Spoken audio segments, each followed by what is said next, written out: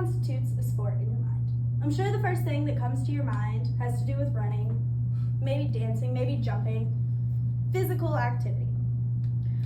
According to dictionary.com, this is something that is physical exertion and or skill for an individual and team competition.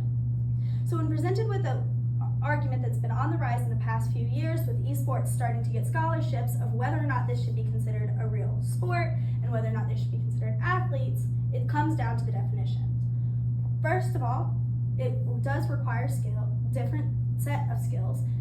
And second of all, despite the physical, there's still that team aspect. So to the first point of skill. What does it take to play a game? Can you sit down and play a hard game that you've never played before and do it perfect the first time? No. According to Scholastic, it takes concentration and the idea of performing under pressure, just like traditional sports. Also, 25% of Americans say they have a greater interest in that than traditional sporting events. And in our society, interest equals where the money goes. Interest equals your viewership. And so in that aspect, it does fit that part of the definition of sport where it talks about and skill. Now on the flip side, there is always the argument of there's no physical exertion. And there were quite a few news outlets when I was looking, but including Phoenix News and the New York Times, that had columns of people raving about the fact, well, there's no physical exertion, there's no physical exertion. No, but that's where it gets the and or skill part according to the dictionary. And people started, well, Merriam-Webster says physical exertion, but leaving out that second part of that definition. And then you get into the for individual and team competitions.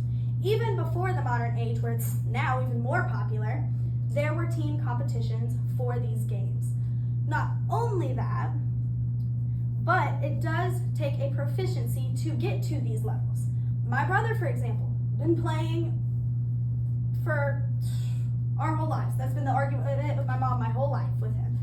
But he still is not, he's one of the top whatever percent, it's like 20-something%. He's still not quite good enough to qualify for an E-Point sports scholarship.